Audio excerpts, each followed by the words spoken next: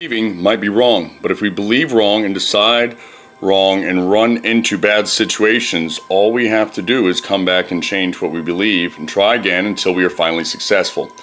One advantage a mouse has, though, is that once he makes a mistake, he won't make that mistake again.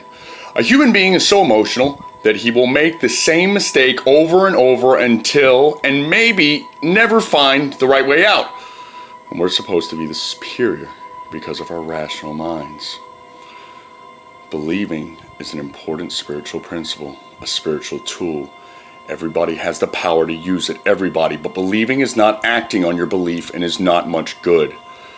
If you believe in God and still run your own life, it isn't going to do you any good. If people tell me they have believed in God all their lives and they are still in a mess, I say the devils probably believe in God too. Lots of people believe in God because they think it's what nice people do. But if you don't use it, your belief is not effective.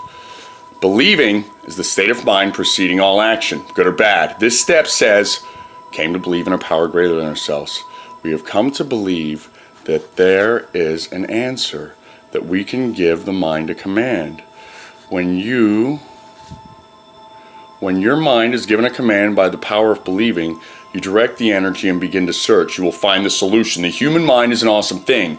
First, we have to believe that there is an answer to our problem, or believing we can see the truth, because that is what sanity is, the ability to see the truth. And if we can see the truth, we will be free from the problem.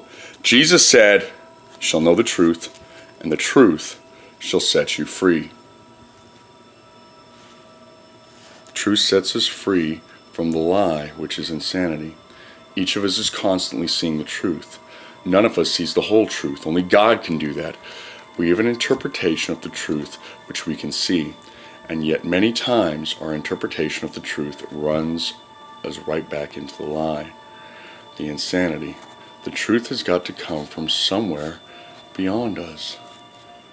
The power of believing is plugging in to begin to find the truth. Everybody, if you ask, will tell you that they are proceeding from the truth, and they are, from the truth as they see it. A person has to really examine his perception of the truth, to do it frequently. I think the very first step, surrender, we start to get it because surrender produces the power of believing. There is no way you can see or believe the truth until you have surrendered your old perception of the truth. Change actually begins with surrender, because you can't see another alternative until you surrender your way of doing things. Then the dominoes start to fall. Willingness, belief, decision, action, results, faith.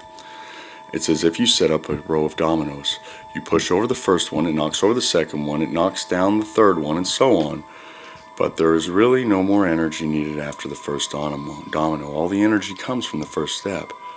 And every time we take the first step again, we generate all the energy all over again.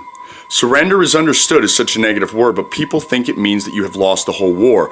But a good general knows how to surrender, and when it's to his own advantage.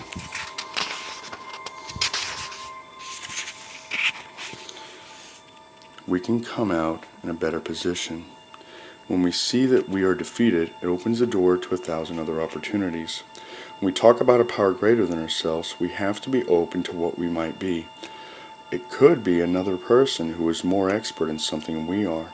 It might even be an institution. The point is, we can't find a solution that works until we give up on our solutions that aren't working.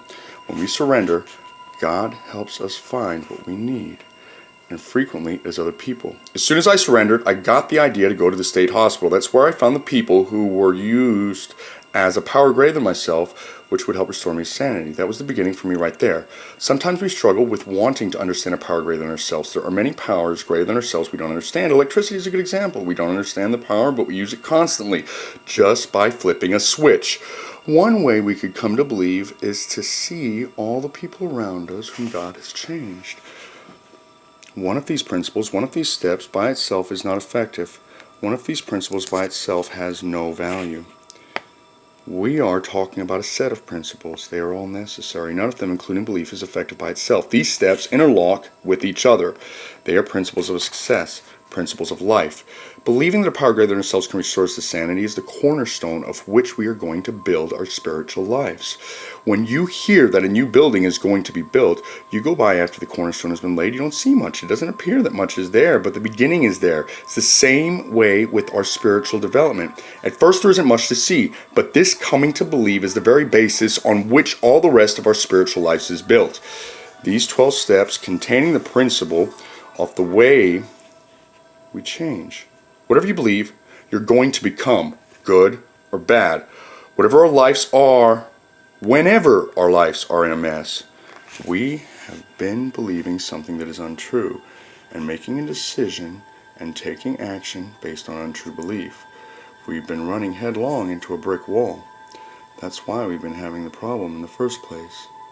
So what we have to do is believe differently. When we believe differently, we can decide differently. We can choose differently. We can act differently.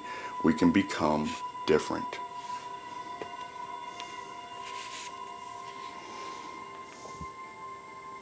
Joe will be speaking at the state convention this weekend.